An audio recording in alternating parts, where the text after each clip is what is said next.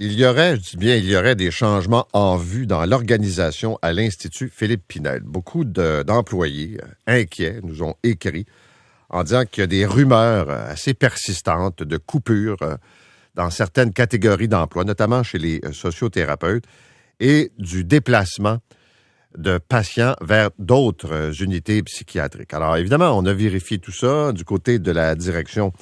La version officielle, c'est que oui, il y a un manuel d'organisation de projet qui a été fait, mais le contenu demeure confidentiel, que c'est au ministère de la Santé, qu'il n'y a pas de changement de mission, mais qu'il est vrai aussi qu'on a déplacé ou replacé des patients dans des endroits, comme par exemple des hôpitaux, alors qu'on pense que leur séjour à Pinel était terminé.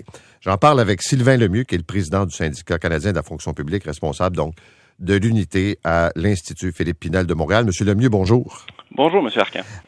D'abord, l'employeur confirme, là, on est en train de mettre en place une réorganisation à Pinel. Qu'est-ce que vous en savez, vous, de cette réorganisation? Ben, présentement, on n'en sait pas beaucoup plus que vous. Ce qui ressort de la situation, c'est que, au fond, effectivement, il y a une orientation qui est prise de vouloir retourner les patients plus rapidement dans d'autres hôpitaux. Donc, de garder les patients qui méritent vraiment d'être à l'Institut. Puis ça, à ce niveau-là, nous, on est assez d'accord avec ça. Mais après ça, on parle de d'autres choses qu'on n'a pas comme information. Il y a des choses qui coulent, puis ça, ben, ça inquiète plusieurs personnes, dont le fait qu'ils voudraient peut-être couper certains types d'emplois, entre autres les sociothérapeutes que vous avez nommés. OK. Alors, dites-moi, là, pour que les gens comprennent bien, les sociothérapeutes font quoi à Pinel? Ben, c'est équivalent aux éducateurs spécialisés ou aux psychoéducateurs dans le réseau. Donc, ils accompagnent les patients dans les activités de la vie quotidienne, tentent de les rééduquer à tous les jours, au fond, soit en ayant du vécu partagé ou en faisant des activités thérapeutiques ciblées selon leurs problématiques. Donc, le but, c'est vraiment de traiter les comportements inadaptés et de les rendre adaptés à la situation où ce qu'ils sont. Là, certains pourront se rendre jusqu'à une réinsertion totale, d'autres devront être accompagnés dans des milieux hospitaliers ou des ressources supervisées. OK. Vous, c'est ce que vous faites, là, vous êtes sociothérapeute. Entre autres, oui. Les fins de semaine, quand je suis pas président du syndicat, effectivement, je travaille sur les départements. C'est parce que là, j'essaie de comprendre, si on veut garder les cas lourds, là, puis autrement dit, les gens qui ont besoin d'être encadrés, il n'y a pas une contradiction avec ce que vous dites de réduire le nombre de sociothérapeutes? Il y a effectivement une contradiction.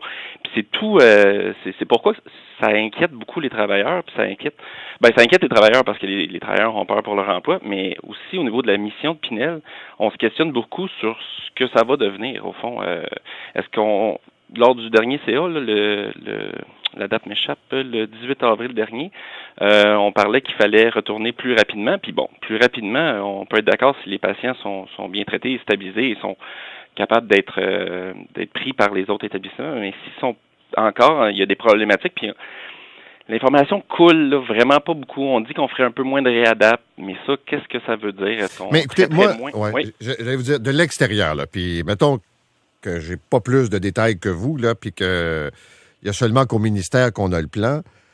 Ça ressemble comme ça à une opération en disant, OK, on a des cas, on va en prendre le plus possible pour les envoyer ailleurs, Cité de la Santé, Louis H. Lafontaine.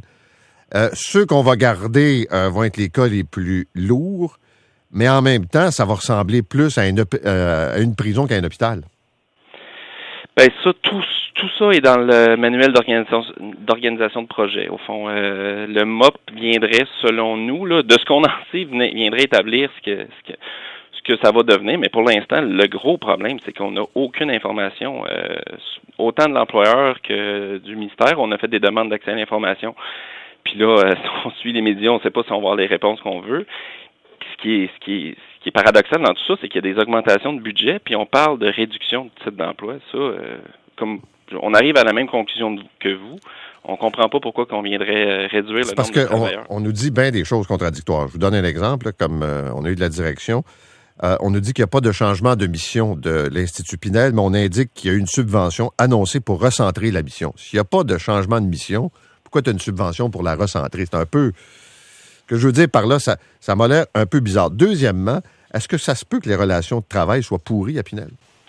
Les relations de travail vont pas très bien, effectivement. On a plusieurs problématiques, là. Je vous dirais qu'au niveau de la gestion, on est beaucoup dans un mode coercitif. Là. Je donnais comme information à votre recherchiste que historiquement, on a vraiment un changement au niveau du nombre de griefs. Avant, c'était beaucoup des griefs de temps, donc de l'affectation qui n'était pas bien donnée. Maintenant, c'est vraiment les griefs disciplinaires qui représentent, on a à peu près 649 griefs actifs présentement à l'Institut pour 700 travailleurs, ce qui est beaucoup. Puis on a 324 griefs qui sont de nature disciplinaire. Fait que ça, au niveau de la relation de travail, effectivement, ça va plutôt mal. Mais parlez-moi donc des griefs de nature disciplinaire. On parle de quoi, là? Ben, on parle majoritairement, je vous dirais, d'avis, donc non-respect, non-conformité des absences, mais on parle aussi beaucoup de suspension et de congédiement. Beaucoup, c'est un nombre relatif, là, mais il y a réellement une augmentation au niveau des suspensions et des congédiements. Puis ça, ben, c'est alarmant. Là. Au niveau de la gestion, on se questionne beaucoup vers où l'employeur veut aller. Puis ça, c'est les relations de travail, mais le climat de travail aussi est vraiment horrible. Là. Avec toute l'inquiétude que les gens ont, est-ce qu'ils vont avoir une job à la fin de l'année? Est-ce qu'ils vont être coupés? Est-ce qu'il n'y aura plus d'emploi? Ça, c'est sûr que, considérant la clientèle, le milieu dans lequel on travaille déjà, c'est un milieu, on se le cachera pas, assez difficile. Rajouter à ça cette non-considération-là, puis le fait de traiter ça sans consulter personne, parce que dans le MOP, là, de ce qu'on en sait, en tout cas, de ce que j'en sais, moi, aucun travailleur a été consulté, aucun comité de l'établissement n'a été consulté. Donc, c'est Mais dites-moi donc, avec ce que vous voyez en terminant, est-ce qu'il y a plus de déplacements de patients qu'avant vers d'autres hôpitaux? Ben, ça, c'est nommé par l'employeur. Au fond, ils appellent ça les NSA, donc les niveaux de soins alternatifs, les patients qui ne nécessiteraient plus les besoins de l'Institut, parce que veut pas, on a une structure très sécuritaire. Donc oui, ça, il y a effectivement beaucoup moins de patients de ce type-là qui est à l'Institut. Puis, jusqu'à un certain point, on peut voir ça d'un bon œil parce que à l'Institut, on peut traiter les patients qui nécessitent nos besoins, mais moi, je peux pas apprécier c'est qui les patients qui ont quitté, puis est-ce qu'ils ont quitté puis dans des conditions où ce qui était facilement accueillable dans d'autres établissements. J'ai pas la réponse. Puis si on regarde Cité de la santé, ben on peut se questionner là, assurément. Pourquoi quand vous dites on regarde Cité de la santé, on peut se questionner? Ben, de ce que j'en sais, moi j'ai lu ça dans les médias, mais c'est un patient qui était identifié, un patient qui venait de Pinel, qui aurait agressé, puis ben, je sais pas s'ils ont les effectifs ou la façon de pouvoir traiter avec ce genre de clientèle-là, mais nous, à l'Institut, on refuse jamais un patient parce qu'il est trop agressif. Notre spécialité, c'est des patients atteints de problèmes de santé mentale et des comportements agressifs et violents. Et nous, ben, c'est cette clientèle-là qu'on est habilité à traiter et c'est ce qu'on veut faire.